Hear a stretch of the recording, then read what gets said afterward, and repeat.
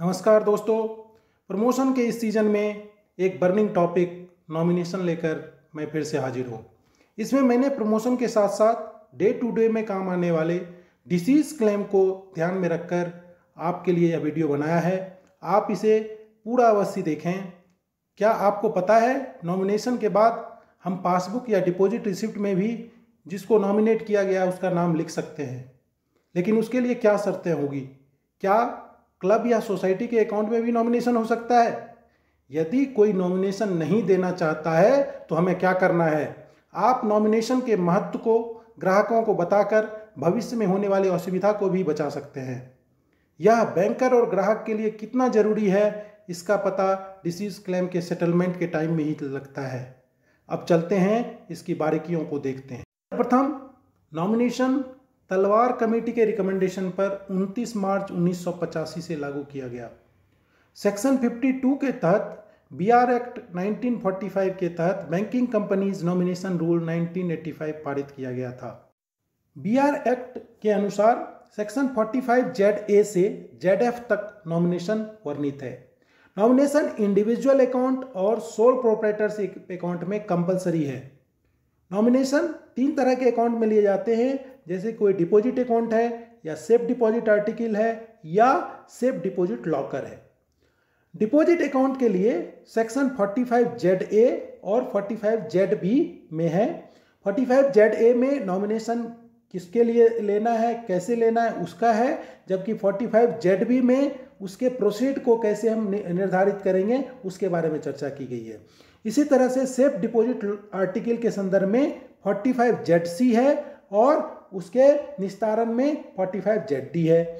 Safe deposit locker के लिए 45 ZE और 45 ZF उसके निस्तारण के लिए है।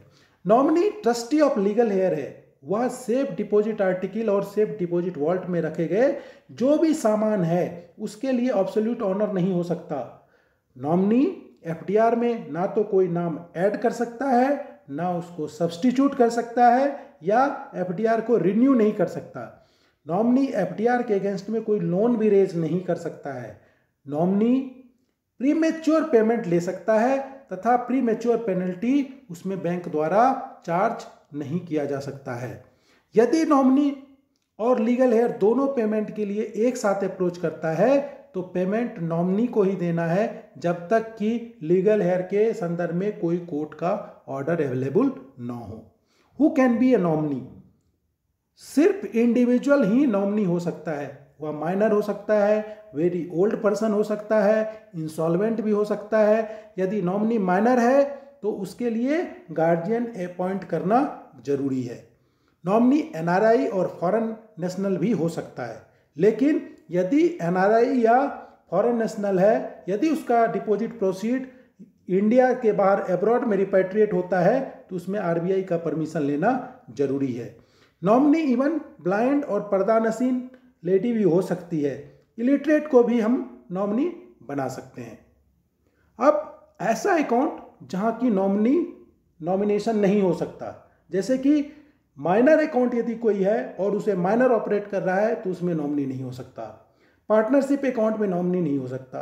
HUF अकाउंट में नॉमिनी नहीं हो सकता।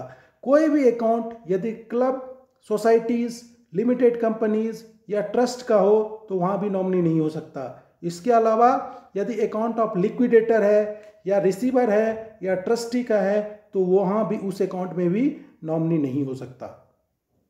अब हम देखते हैं कि ऐसा कौन सा पर्सन है जो नॉमिनी नहीं हो सकता, मतलब वो उसको कोई नॉमिनेट नहीं कर सकता। जैसे कि ल्यूनाटिक्स है, ल्यूनाटिक्स या इंसेन यदि कोई है तो वो नॉमिनी नहीं हो सकता। अब हम चर्चा करते हैं नंबर ऑफ नॉमिनी की। डिपॉजिट अकाउंट में सिर्फ और सिर्फ एक नॉमिनी हो सकता है। सेफ डिपॉजिट लॉकर यदि सेल्फ ऑपरेटेड है तो एक नॉमिनी हो सकता है, लेकिन यदि एक से ज़्यादा ऑपरेटर है तो उसमें नॉमिनी नहीं हो सकता। आपको यह ध्यान रखना है कि सेफ डिपॉजिट आर्टिकल के संदर्भ में यदि सेल्फ ऑपरेटेड है तो एक नॉमिनी हो सकता है, जबकि यदि एक से ज़्यादा ऑपरेटर है तो उसमें नॉमिनी नहीं हो सकता। इसके साथ ही यदि कोई लॉकर अकाउंट है और जॉइंटली ऑपरेटेड है तो उसमें मैक्सिमम 2 नॉमिनी हो सकता है। इसमें ऑपरेटर चाहे कितने भी हो, लेकिन आईबीए के द्वारा ये रिस्ट्रिक्ट किया गया है, यदि जॉइंटली ऑपरेटेड अकाउंट है तो उसमें मैक्सिमम 2 नॉमिनी ही हो सकता है। यदि लॉकर में आइदर और सर्वाइवर का अकाउंट है तो उसमें सिर्फ एक और एक नॉमिनेशन हो सकता है। यदि किसी अकाउंट में टाइटल यदि उसका चेंज किया गया है, उसमें किसी का नाम एडिशन किया गया है या डिलीशन किया गया है या कोई चेंज किया गया है, तो उसमें जो पहले नॉमिनेशन दिए गए हैं वो ऑटोमेटिकली कैंसिल हो जाता है और उसके लिए हमेशा फ्रेश नॉमिनेशन लेना जरूरी है। जब आप ब्रांच में कभी किसी भी अकाउंट में किसी का नाम ऐड करते हैं या किसी का नाम डिलीट करते हैं तो उसके बाद फ्रेश नॉमिनेशन लेना जरूरी है।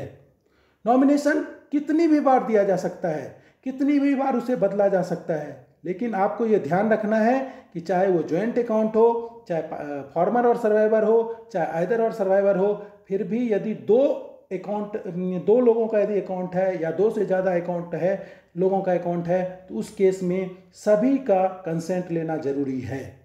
अब हम देखेंगे कि प्रोसीजर क्या है नॉमिनेशन का। नॉमिनेशन के लिए हम DA1 फॉर्म यूज करते हैं। यदि जॉइंट अकाउंट है तो उसमें नॉमिनेशन में सबका सिग्नेचर जरूरी है।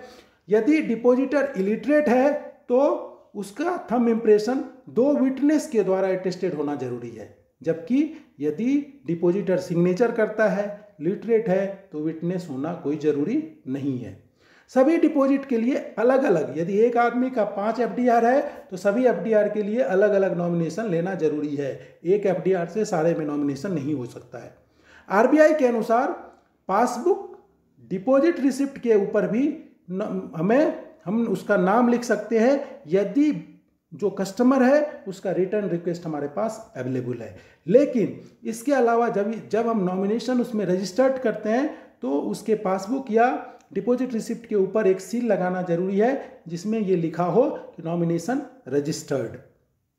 ये उसके फेस पर, पासबुक या डिपॉजिट रिसिप्ट के फेस पर लिखा जाना है। नॉमिनेशन DA2 फॉर्म जो है वह कैंसिलेशन के लिए दिए जाते हैं, जबकि DA3 फॉर्म जो है वो नॉमिनेशन में नाम बदलने के लिए दिए जाते हैं। इसके लिए सभी डिपॉजिटर का साइन होना जरूरी है, ये हमेशा हमें ध्यान रखना है।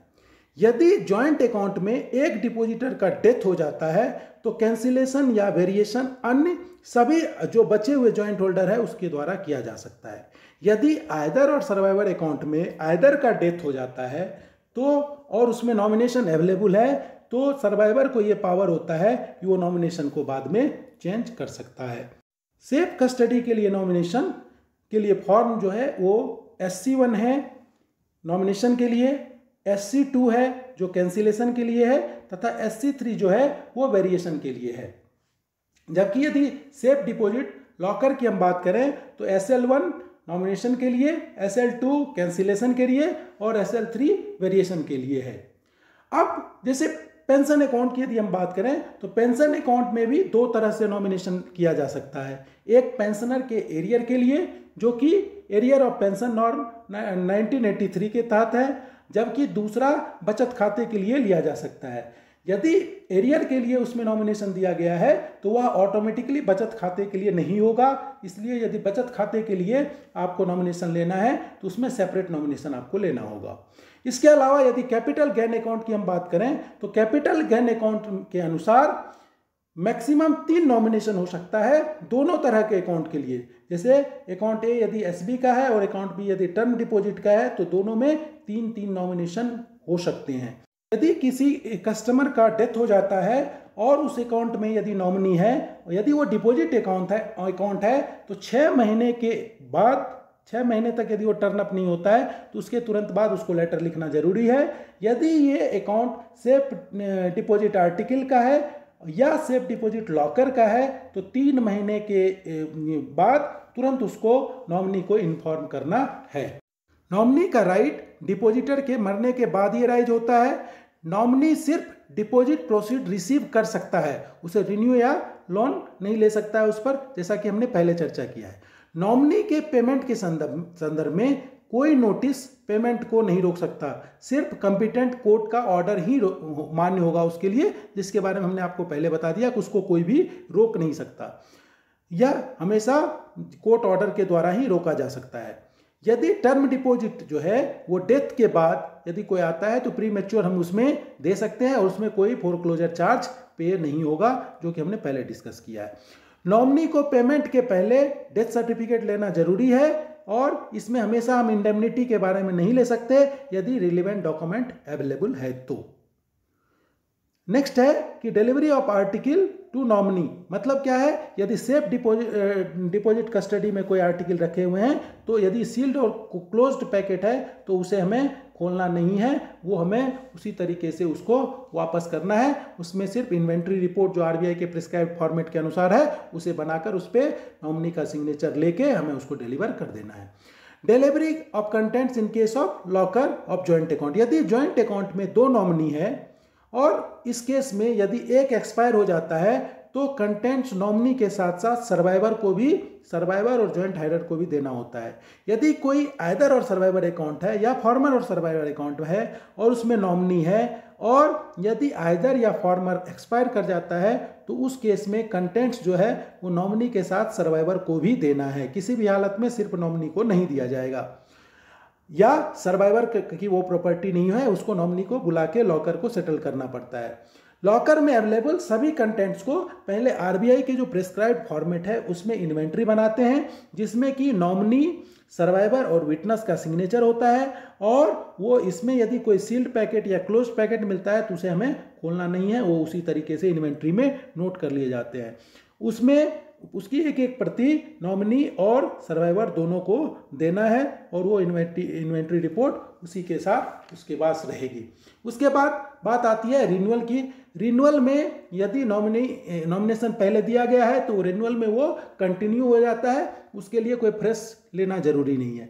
लेकिन यदि डिपॉजिट को स्प्लिट करना चाहता है डिपॉजिटर तो वह डिपॉजिटर अपने डिपॉजिट को स्प्लिट करके अलग अलग नॉमिनी दे सकता है, क्योंकि एक डिपॉजिट में एक नॉमिनी हो सकता है तो वो डिपॉजिट अलग अलग नॉमिनी दे सकता है और उसे प्रीमेच्योर क्लोजर नहीं माना जाएगा।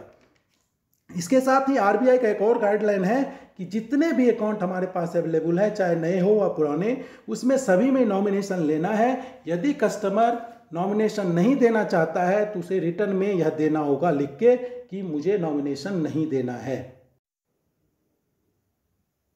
दोस्तों, नॉमिनी के संदर्भ में एक चीज और हमें ध्यान रखना चाहिए कि कोई भी विल या डीड कुछ भी यदि ऐसा लिखा हो डिपॉजिट के संदर्भ में तो वह कभी भी मान्य नहीं होता है। बैंक में जो नॉमिनेशन दिए गए हैं डिपॉजिट के साथ वही नॉमिनेशन मान्य होगा।